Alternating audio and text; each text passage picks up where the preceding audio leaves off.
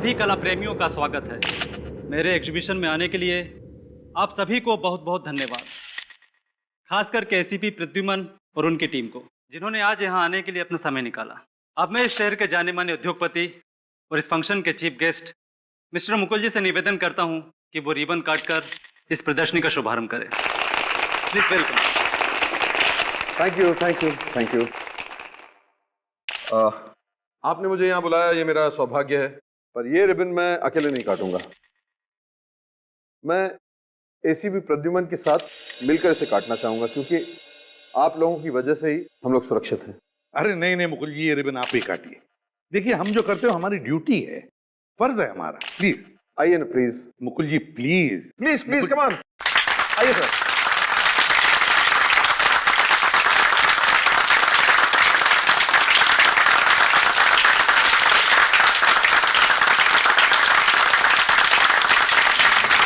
हाँ प्लीज।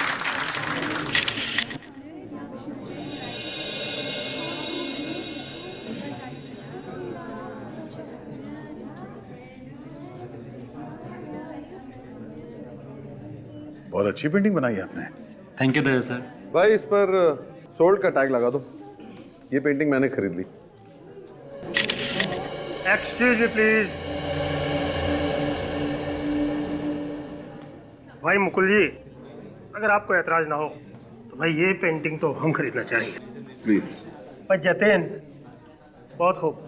भाई तुम तो मुझसे भी अच्छी पेंटिंग बनाने लगे। विक्रम सर, आप मुझे क्यों शर्मिंदा अरे कर रहे हैं? खुश रहो, आप ही तो मेरी प्रेरणा हो। जीते रहो। इनसे मिलिए, एसीपी प्रद्युमन जी, दया सर और अरे भाई, इन लोगों को कौन नहीं जानता, ये लोग तो हमारे देश की शान है। अरे नहीं विक्रम जी, उल्टा आप जैसे कलाकारों की वजह से ही हमारे देश का नाम रोशन होता है। अरे आप शर्मिंदा कर रहे हैं सर। हेलो,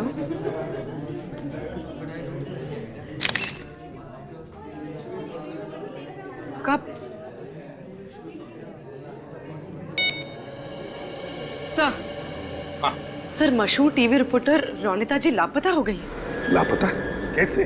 सर कुछ घंटे पहले वो मेयर साहब का इंटरव्यू लेने के लिए जा रही थी। अपने ऑफिस से निकली तो थी, लेकिन वहां पहुंची ही नहीं। सर, हाँ। रोनिता मेरी कजिन, प्लीज उसे ढूंढ निकालिए। तुम्हारी बहन है रोनिता? जी। ठीक है, घबराओ मत, कुछ नहीं होगा, हम ढूंढ निकालेंगे उसे।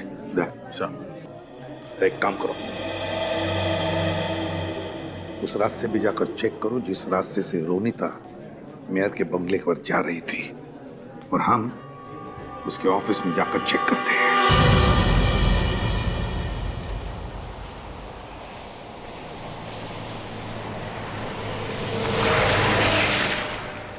सर हमें रोनिता जी के ऑफिस से निकले हुए 40 मिनट हो गए। वो मेयर साहब से मिलने यहीं से गई होंगी, लेकिन उनकी गाड़ी अभी तक दिखाई नहीं दी। वही समझ में नहीं आ रहा पूर्वी, ये रोनिता जी गायब कहाँ हुई?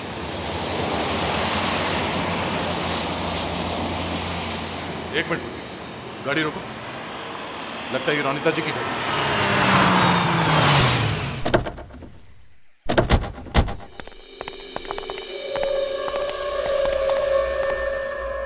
सर गाड़ी के अंदर तो कोई भी नहीं है और आसपास भी कोई नहीं है।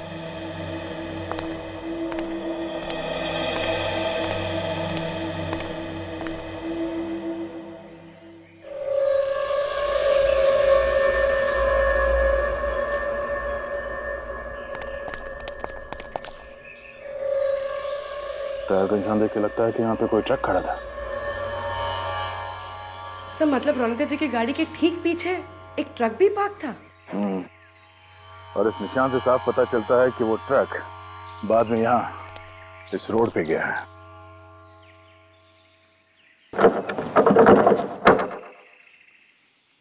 तो रास्ता तो बंद है।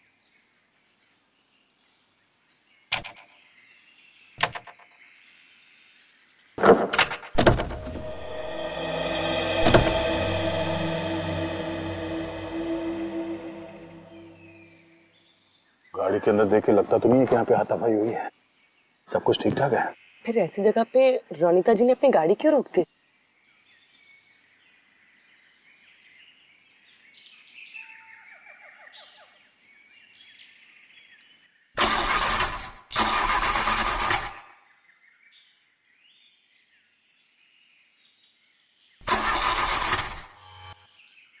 हाँ, रोनिता जी की गाड़ी खराब हो गई थी, इसलिए मजबूरन उन्हें गाड़ी यहाँ छोड़नी पड़ी।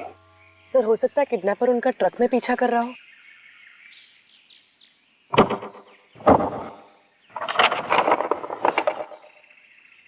सर ये देखिए, सर गाड़ी खराब होने के बाद रोनिता जी ने जरूर उस इमरजेंसी कार सर्विस को फोन किया होगा। कार सर्विस वाले को? हाँ सर। इसका मतलब है कोई ना कोई मैकेनिक तो यहाँ पे आया होगा गाड़ी देखने के लिए, और वही बता सकता है कि यहाँ पे एग्जैक्टली हुआ क्या था। जरा इस सर्विस स्टेशन में फोन करके पता करो। Sir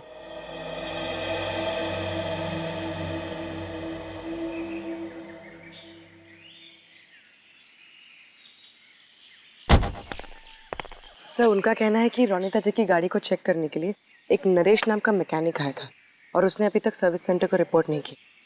Naresh? Chief editor,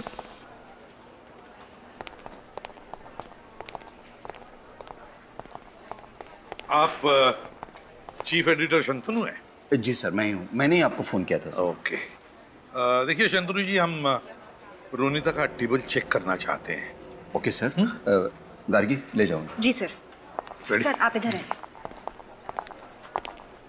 Shantanu जी, क्या लगता है आपको, वाकई रोनिता का किडनैप हुआ है? हाँ सर। अच्छा, किसने किया होगा ये? किसी पर शक है आपको? पता नहीं सर, वैसे रोनिता तो एक बहुत ही होशियार और निडर रिपोर्टर थी। उसने कई हाई प्रोफाइल लोगों के गैर कानूनी धंधों का पर्दाफाश किया था सर। ओह, समझ में नहीं आता कि किस पर शक किया जाए और किस पर नहीं किया जाए। शंतनु जी एक बात बताइए, ये रोनिता फिलहाल किसकी स्टोरी पर काम कर रही थी? पता नहीं सर, वो अपनी न्यूज़ स्टोरी तभी बताती थी जब उसका सारा रिपोर्ट तैयार हो जाता था। Oh sir. हाँ आप रेडी? ये फाइल देखिए सर, इस फाइल को आखिरी बार 6:20 को मॉडिफाई किया गया था। और रोनिता भी करीब 6:30 बजे ऑफिस से बाहर निकली थी। मतलब रोनिता ऑफिस से बाहर जाने से पहले किसी फाइल पर काम कर रही थी। इस फाइल पर, फाइल खोल के देखा? इस फाइल को खोलने के लिए पासवर्ड चाहिए, उन्होंने इसे लॉक करके रखा है। तो मैंने रोनिता टाइप करके देखा, मगर पासवर्ड कुछ और ही है। पासवर्ड जानती है?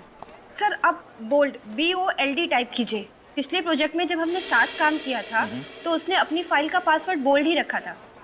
BOLD। ये पासवर्ड भी गलत है।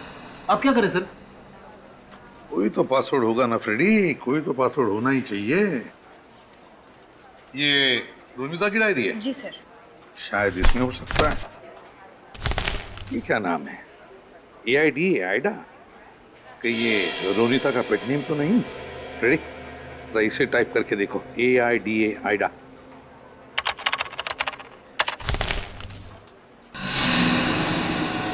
सर ये फाइल तो डिलीट होगी। फाइल डिलीट हो गई? इसका मतलब है रोनिता ने अपने कंप्यूटर को इस तरह से सेट करके रखा है कि अगर कोई 3 बार गलत पासवर्ड टाइप करे तो फाइल डिलीट हो जाएगी। ऐसा ही हुआ होगा। देखते हैं और कुछ है क्या। व्योम कौन है? सर व्योम को रोनिता का दाहिना हाथ समझिए। उसकी न्यूज स्टोरी के लिए सारी जानकारी वही ढूंढ कर लाता था। अच्छा, तो फिर ये व्योम जरूर जानता होगा कि रोनिता किसकी स्टोरी पर काम कर रही थी। व्योम।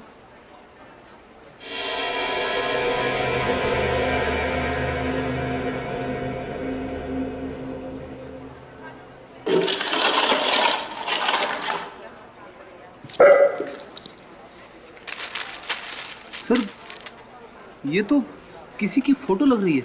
हाँ फ्रेडी। सर रोनिता को मैंने ये फोटोज डस्टबिन में डालते हुए देखा था। उसके बाद वो जल्दी जल्दी में कहीं बाहर निकल गई। अच्छा, तो देखे तो सही लगा कर किसकी फोटो है ये।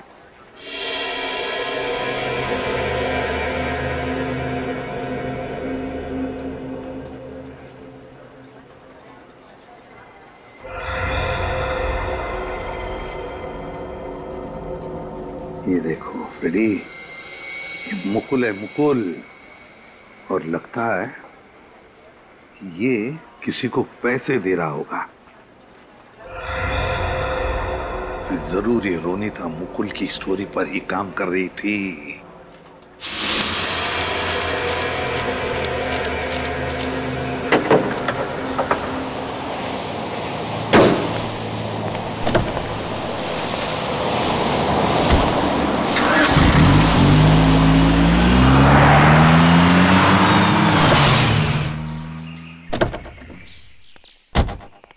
नरेश, जी हम लोग सीआईडी से हैं।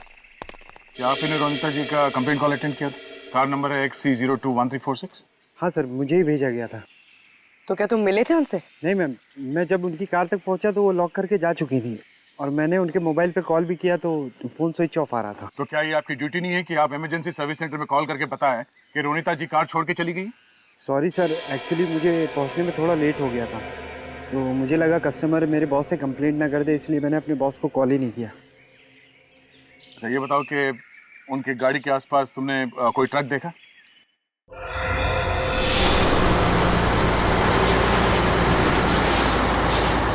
हाँ सर, जब मैं गाड़ी के पास पहुंचा था एक आइसक्रीम ट्रक को जाते हुए देखा। Ice cream truck? सर, इसका मतलब रोनिता जी की गाड़ी के पीछे जो टायर के निशान थे वो इसी ट्रक के थे और किडनैपर ने रोनिता जी को इसी ट्रक में अगवा किया होगा। ये आइसक्रीम ट्रक कौन से रंग का था? सर, सफ़ेद रंग का था और उस पर जस्ट आइसक्रीम का लोगो भी था। Just ice cream? 3 बजे के बाद किसी भी अपॉइंटमेंट से कैंसिल कर दो, मुझे अर्जेंट काम है। अरे एसीपी सर, आइए बैठिए। रोनिता के बारे में कुछ पता चला? हाँ, कुछ राज खुल गए, सोचा कुछ आपसे पता कर लेंगे। क्या कह रहे हैं मैं समझा नहीं। सब समझ जाओगे फ्रेडी।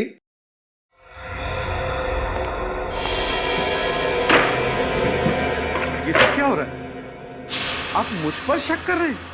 मैं भला अपनी कजिन को क्यों अगवा करवाऊंगा? इसलिए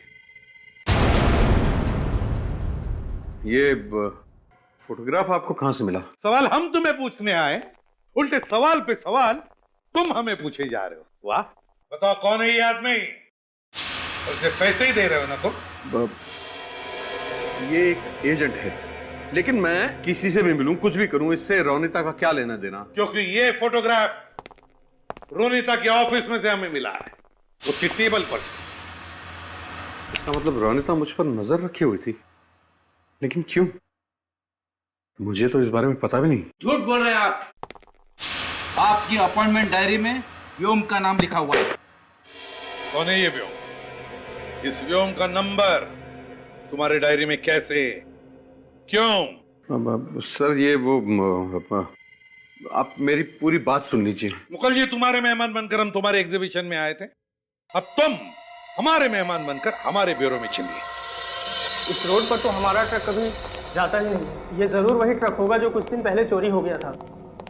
कहाँ से चोरी हुआ था ट्रक तुम्हारा? ट्रक का ड्राइवर ट्रक को लेकर अपने घर गया था, वहीं पर किसी ने उस पर हमला किया और ट्रक लेकर भाग गया। सर, ये उस ट्रक का ड्राइवर है, मोंटू।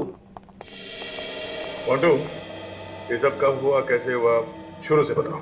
साहब, मैं ट्रक लेके अपने घर गया था खाना खाने और पीछे से कोई ट्रक में घुसा और मेरे ऊपर वार कर दिया। आपने उसका चेहरा देखा था? नहीं, उसने किसी चीज से वार किया और मैं बेहोश हो गया। अच्छा, उस आदमी के बारे में कुछ और बता सकते हो? साहब, उसके शरीर से मांस की बदबू आ रही थी। मांस की बदबू? Thank you. टीवी रिपोर्टर की किडनैपिंग, आइसक्रीम ट्रक की चोरी और किडनैपर के शरीर से मांस की बदबू, सारे कड़ियों को जोड़ना होगा। बताओ मुकुल, अपनी बहन रोनिता को किडनैप करके कहां रखा है तुमने उसे? सर, मैंने रोनिता को किडनैप नहीं किया।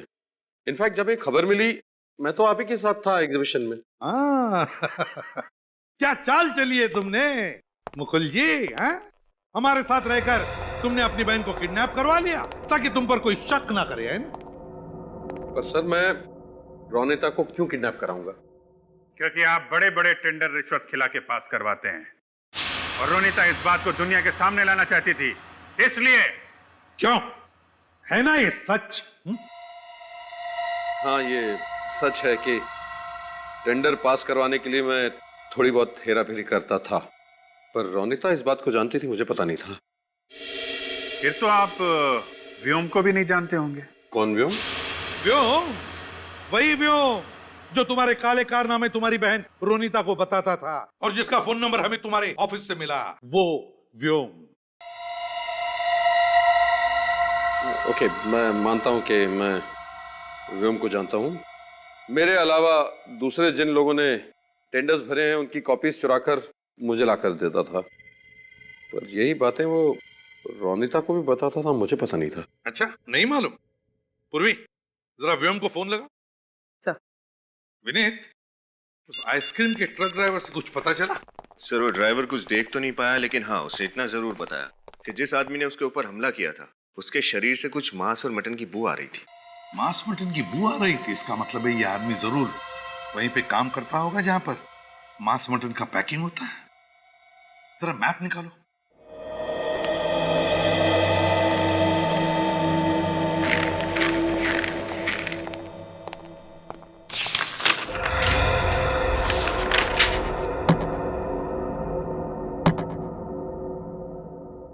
एक, ये 2, 3 और ये है 4। शहर में 4 जगह हैं जहां पर मांस मटन का पैकिंग होता है। मतलब सर, हमें इन चारों जगहों को जाकर चेक करना पड़ेगा। बिल्कुल चेक करना पड़ेगा। सर। हाँ। सर, व्योम का फोन ऑन हो चुका है, उसकी लोकेशन ट्रैक हो गई है। कहां पर? Sir, Chincholi area. Chincholi area? Vyom? उठाओ इस व्योम को चिंचोली एरिया से, पता तो चलेगा ये मुकुल सच बोल रहा है या ये व्योम।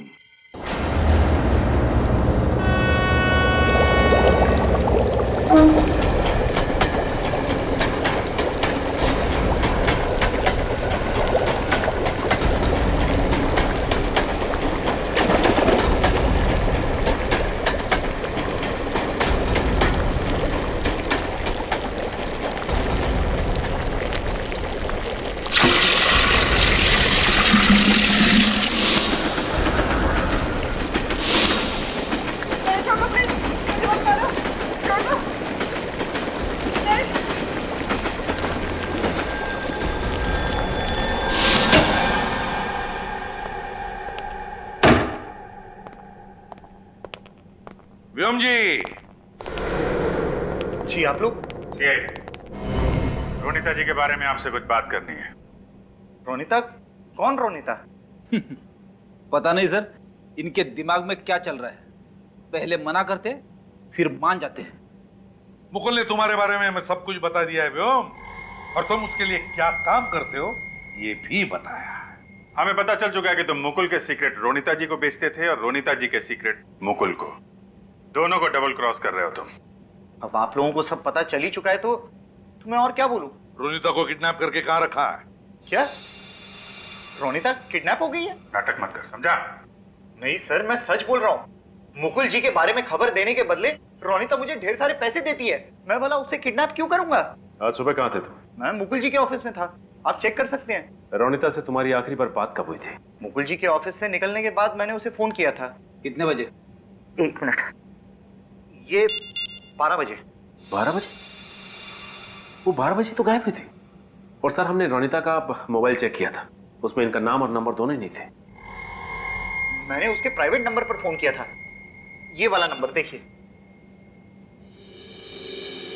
मतलब ये सब काम करने के लिए रोनिता जी ने अलग नंबर रखा था, प्राइवेट नंबर? क्या बात हुई थी रोनिता के साथ? फोन कनेक्ट हुआ था, मैं हेलो हेलो कर रहा था, लेकिन सामने से कोई आवाज नहीं आई। हाँ, लेकिन आसपास कोई रेलवे ट्रैक जरूर होना चाहिए, क्योंकि ट्रेन की आवाज आ रही थी। अच्छा, ट्रेन की आवाज? तो फिर अभिजीत, रेलवे लाइन के आसपास जितने भी मीट पैकिंग फैक्ट्रीज है चेक करो।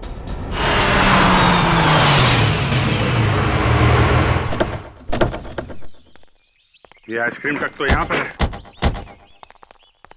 इसी में रोनिता जी को किडनैप किया गया था। इधर ही होनी चाहिए।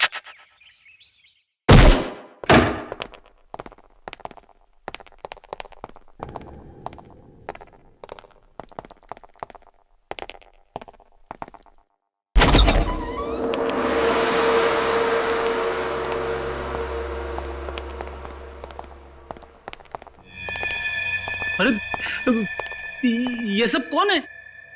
सर, ये पुतले हैं सर। मोम के पुतले। बाहर आइसक्रीम का ट्रक, यहां मोम के पुतले और रोनिता जी गायब। चेक कर।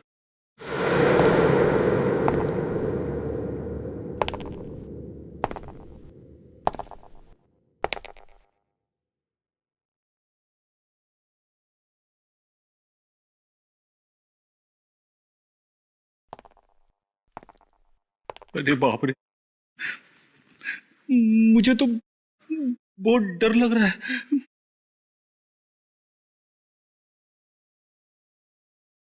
कितनी ठंडी है यहाँ पे, मगर मुझे बहुत पसीने छूट रहे हैं।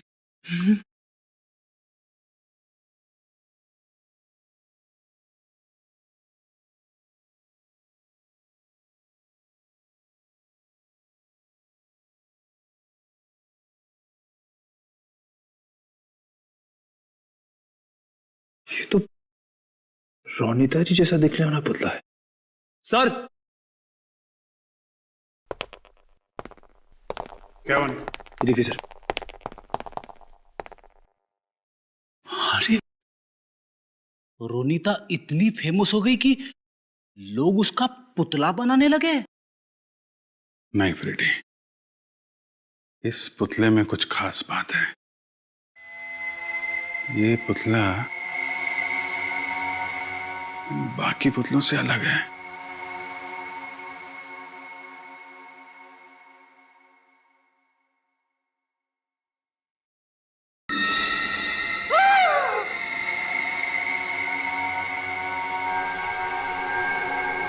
रोनिता जी,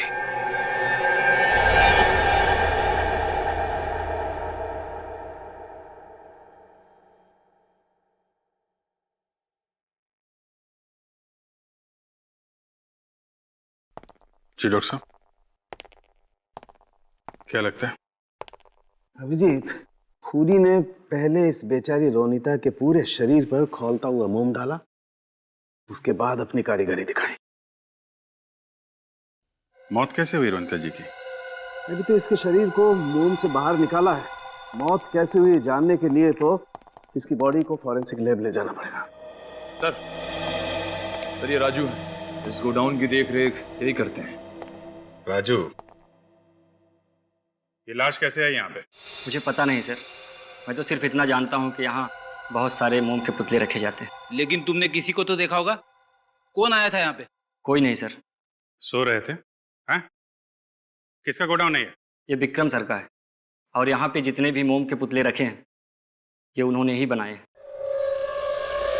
विक्रम जी,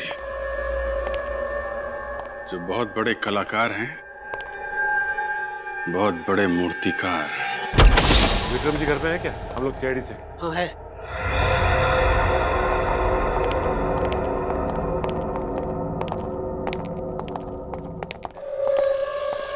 कहिए सर, मैं आपके लिए क्या कर सकता हूँ? तुम्हारे वर्कशॉप में विक्रम जी हमें रोनिता जी की लाश मिली है। लाश? क्या? लाश मेरे वर्कशॉप से? जी हाँ। क्यों फोन किया आपने उनका? तुम्हें क्या लगा किसी को पता ही नहीं चलेगा कि वो मोम का पुतला नहीं, एक औरत की लाश है जिस पर मोम की परत चढ़ी हुई है? बताइए, क्यों किया इतने बेदर्दी से खून? मैंने रोनिता जी को नहीं मारा सर। मैंने जानता कि रोनिता जी की लाश का पुतला बनाकर किसने और क्यों मेरे वर्कशॉप में रखा। सर मैं तो पिछले कई दिनों से अपने वर्कशॉप में गया ही नहीं सर। आप लोग चाहें तो वहां जाकर पूछताछ कर सकते हैं सर। मैं रोनिता जी को जिंदगी में कभी मिला तक नहीं सर।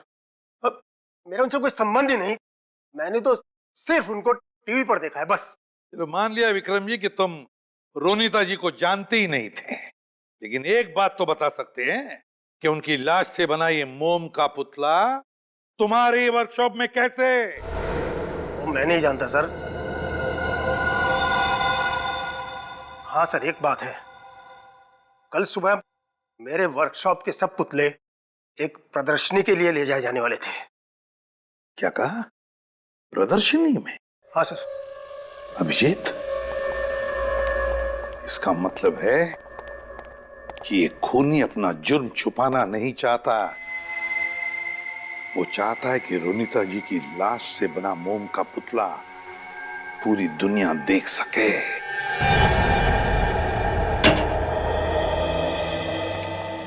यार साळुंखे, क्या इसकी मौत जहर से हुई थी?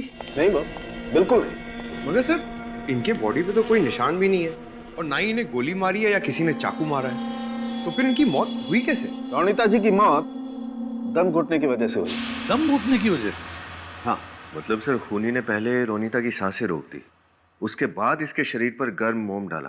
नहीं विनीत, जब रोनीता जी पर गर्म मोम डाला गया उस वक्त ये जिंदा थी। जब इस पर खौलता हुआ मोम डाला गया तब ये जिंदा थी? हाँ यार सारुंखे, ये तू किस बेसिस पे कह सकता है? ये देखो,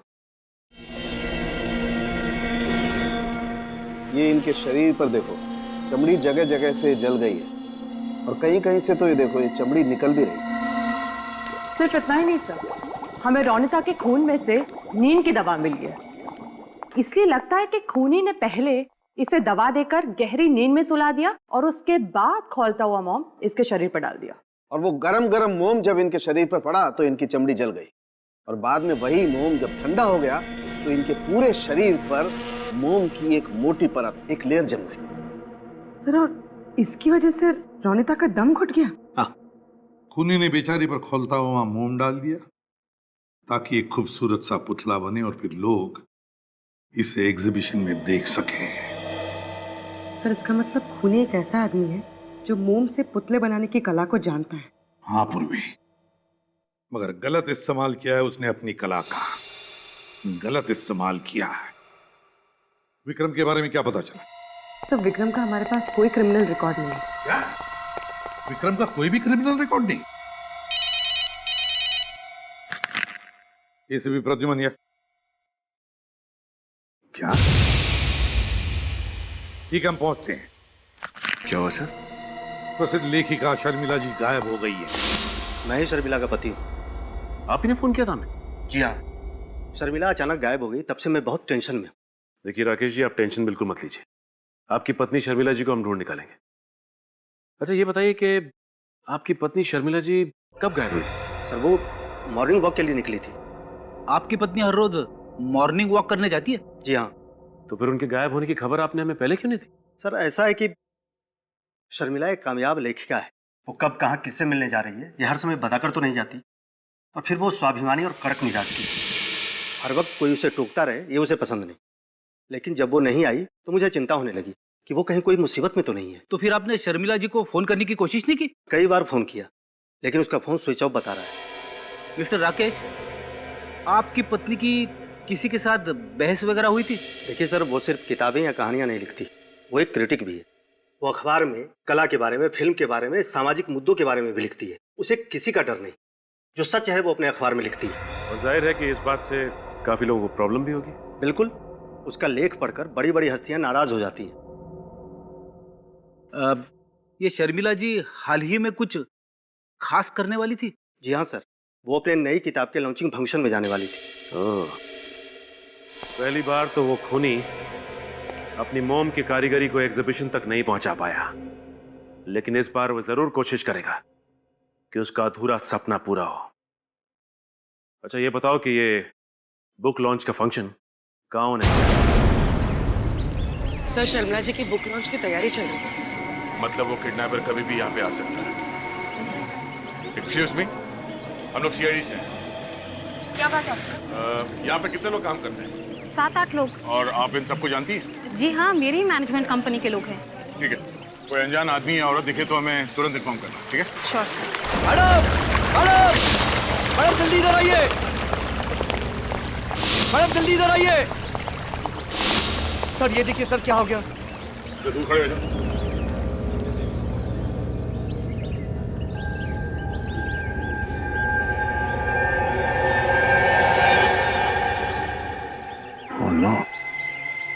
लाश।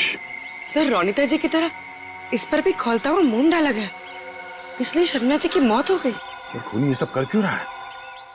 और शर्मिला जी की मोम के पुतले को यहाँ अंदर लाया कैसे? ये पुतला अंदर आया कैसे? आपने से किसी ने उस खूनी को देखा? बट सर, जब मैं टेरेस पे आई थी तब ये पुतला यहाँ नहीं था। जब आप यहाँ आई तो मेन डोर का ताला ठीक था? यस मैम, मैंने अपनी चाबी से दरवाजा खोला था। सर स्विमिंग टैंक साफ करने के लिए कोई आदमी आया तो था। तब आप कहाँ थी? एक्चुअली मैम डेकोरेशन का सामान आया था तो मैं वही लेने गई थी, शायद तभी। हाँ, तभी एक आदमी आया तो था। तुमने उस आदमी का चेहरा देखा? दूर से देखा था सर, कुछ याद नहीं है। रोनिता की मोम के पुतले में लाश, और अब शर्मिला की लाश मोम के पुतले में, क्या कनेक्शन हो सकता है? सर शर्मिला जी की फोरेंसिक रिपोर्ट आ गई। सर इनकी मौत भी वैसे ही हुई थी जैसे रोनिता जी की हुई थी। ये देखो, गरम मोम की वजह से चमड़ी जल गई, खून में नींद की दवाई, दम घुटने से मौत। अभिजीत, बिल्कुल वही तरीका मरने का। सर इस खूनी के सीने में तो दिल ही नहीं। कितनी बेरहमी से खून किया इसने दोनों का। सर दोनों ही खून में कनेक्शन दिख रहा है। रोनिता जी और शर्मिला जी, दोनों औरतों की उम्र 40 साल, एक टीवी रिपोर्टर, एक लेखिका, दोनों निडर औरतें, दोनों का काम एक, समाज में काले कारनामे करने वाले लोगों का पर्दाफाश करना। इसीलिए दोनों को मार डाला। लगता तो यही है। यानी सर कोई और औरत होगी जो ऐसा काम करती होगी, खूनी उसे भी अपना निशाना बना सकता है। हाँ विनीत, और इस सीरियल किलर तक पहुंचने के लिए हमें एक आदमी की मदद लेनी पड़ेगी, विक्रम। सर नमस्ते। हाँ विक्रम। विनीत, सर बताइए मुझे यहाँ क्यों बुलाया? विक्रम एक काम है, मोम के पुतले बनाने वाले लोग तो गिने चुने ही होंगे और उनके बारे में तुम बहुत कुछ जानते होगे, है ना? जी हाँ सर। विक्रम जी, ये फोटो देखिए। ये दो मोम के पुतले हैं, रोनिता जी और ये शर्मिला जी। अब बता सकते हैं ये कलाकारी किस आर्टिस्ट की है?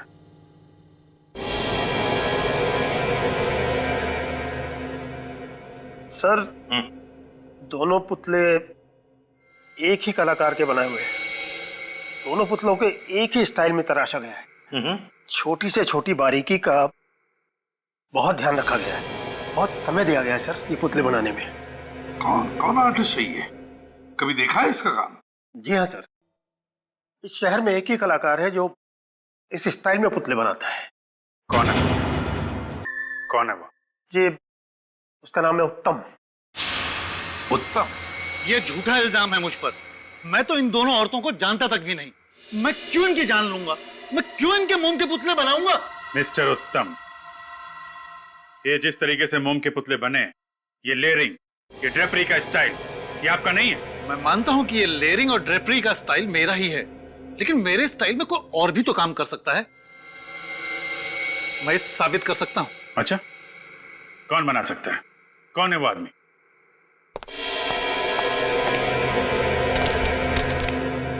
ये चिट्ठियां मुझे किसी गुमनाम शख्स ने लिखी है सर। यही वो आदमी है।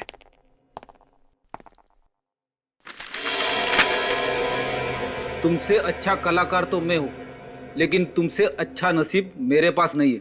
बहुत इंतजार कर लिया, अब नहीं। इस पे ना तो किसी का नाम लिखा है, ना ही कोई पता लिखा है।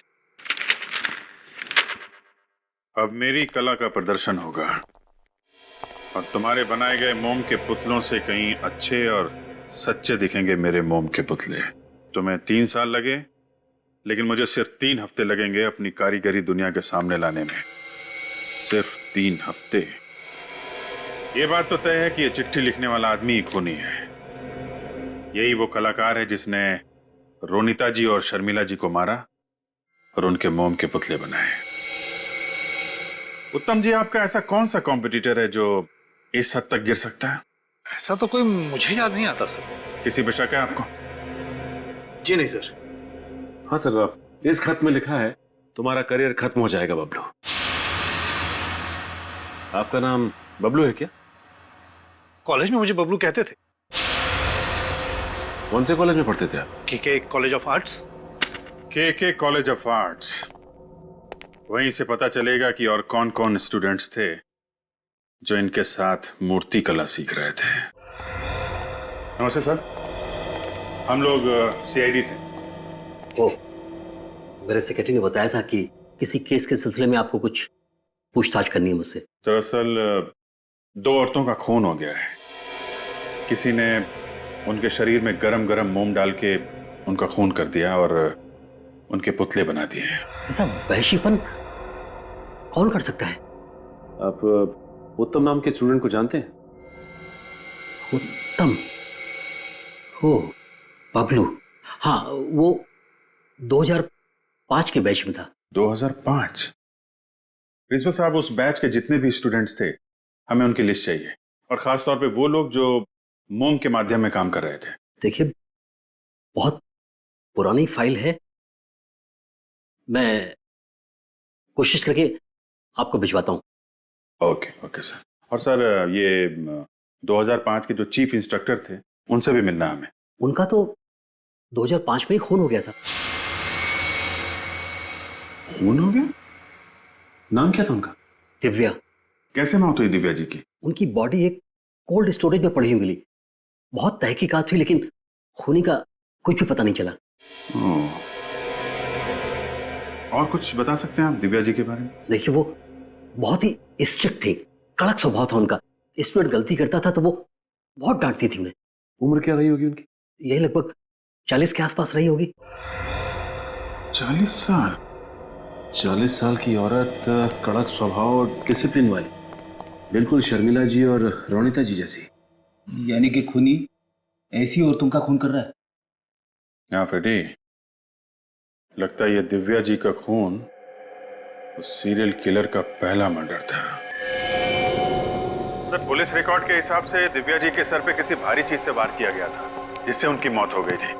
बाद में उनकी लाश एक पुराने कोल्ड स्टोरेज प्लांट में मिली थी। और क्या पता चला दिव्या के बारे में? सर, के स्कूल ऑफ आर्ट्स के स्टूडेंट ने बताया कि वो बहुत ईमानदारी से अपना काम करती थी और थोड़े कड़क स्वभाव की थी, इसलिए बच्चे उनसे डरते भी थे। शर्मिला और रोनिता दोनों भी तो निडर और कड़क स्वभाव की थी, बिल्कुल इस दिव्या की तरह ही। सर, ये उत्तम दिव्या जी का सबसे फेवरेट स्टूडेंट था। अच्छा, इस उत्तम के साथ जो बाकी स्टूडेंट्स थे उनकी लिस्ट मिल गई? जी सर, उत्तम जी के साथ उस बैच में 25 स्टूडेंट्स थे और उनमें से 4 स्टूडेंट्स मोम के माध्यम में काम करते थे। तो फिर इन चारों का कच्चा चिट्ठा निकालो, पता लगाओ इन चारों के बारे में। सर, मैंने प्रिंसिपल से रिकॉर्ड्स मंगवाए, आज आ जाएंगे। हेलो, क्या? कहां से? ओके, हम लोग देखते हैं। सर, हाँ, सोशल एक्टिविस्ट रजनी जी का किडनैप हो गया है। रजनी का किडनैप हो गया है? कहां पर? मॉर्निंग वॉक से लौट रही थी सर, घर के सामने किसी ने अगवा कर लिया। वो खूनी उन्हें कहां ले गया होगा सर? एक जगह हो सकती है जहां खूनी ने पहला खून किया था दिव्या जी का, वो बंद पड़ा हुआ सुनसान कोल्ड स्टोरेज प्लांट। हाँ अभिजीत, बिल्कुल सही है। इससे पहले कि रजनी की जान चली जाए, हमें इस खूनी को पकड़ना ही होगा। तुम कौन हो? क्यों मुझे लेकर आए हो? मुझे जाने दो प्लीज। मैंने तुम्हारा क्या बिगाड़ा है? कैसे जाने दूं? तुम ये सब इसलिए कह रही हो क्योंकि तुम नहीं जानती हो दुनिया की सबसे सुंदर और महान मूर्तियों में तुम्हारा नाम लिया जाएगा। आज से हजारों साल तक लोग तुम्हें याद करेंगे। अमर होने वाली हो तुम।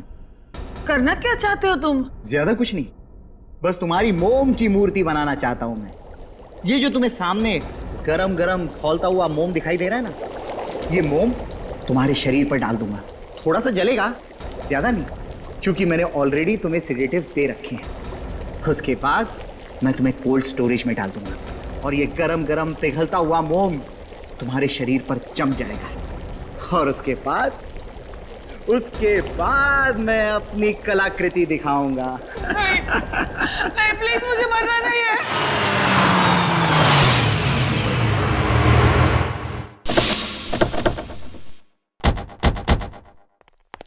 यही है वो पुराना कोल्ड स्टोरेज, संभाल के। मोम भी सही तापमान पर गर्म हो गया है।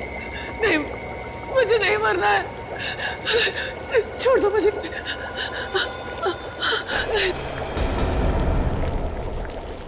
जाने दो मुझे, जाने दो। मैंने तुम्हारा क्या बिगाड़ा? छोड़ दो।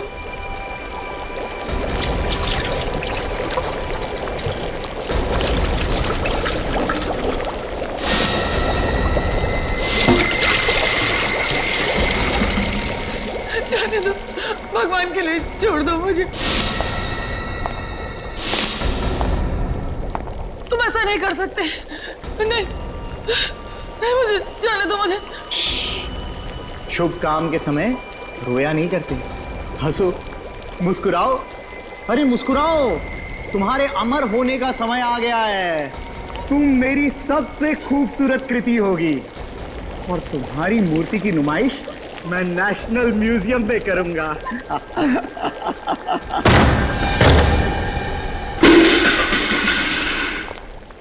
मिस्टर व्योम, के कॉलेज ऑफ आर्ट्स का नाम बदनाम कर रहे हो। असली नाम क्या है तुम्हारा? असली नाम? सिद्धार्थ नाम है मेरा। पहचान छुपाने के लिए नाम बदला था मैंने। और अपना अपराध छुपाने के लिए तुमने हमारी मदद की। बहुत कोशिश की तुमने हमें गुमराह करने के लिए। रोनिता जी के बारे में इंफॉर्मेशन देना, वो फोन के डिटेल्स, रेलवे ट्रैक की आवाज, अच्छा नाटक था। क्यों मारा तुमने दिव्या जी को? हमेशा मुझे डांटती रहती थी। उत्तम ही उसका सबसे चहेता स्टूडेंट था। इसी कोल्ड स्टोरेज में हम लोग प्रैक्टिकल्स के लिए आया करते थे, और इसी कोल्ड स्टोरेज में उसने सबके सामने मेरा अपमान किया था। और इसीलिए तुमने दिव्या जी को इस कोल्ड स्टोरेज में मारा और उत्तम के स्टाइल में उसका पुतला बनाया ताकि उत्तम फंस जाए। हाँ, दिव्या जैसी औरतों को मारकर मैं अपना गुस्सा उतारता रहा। दिव्या ने मेरा भविष्य बर्बाद कर दिया था। कोई किसी का भविष्य बर्बाद नहीं करता है। इंसान अपना भविष्य खुद बनाता है या खुद बिगाड़ता है। तुम्हारी तरह। फांसी होगी तुम्हें, फांसी।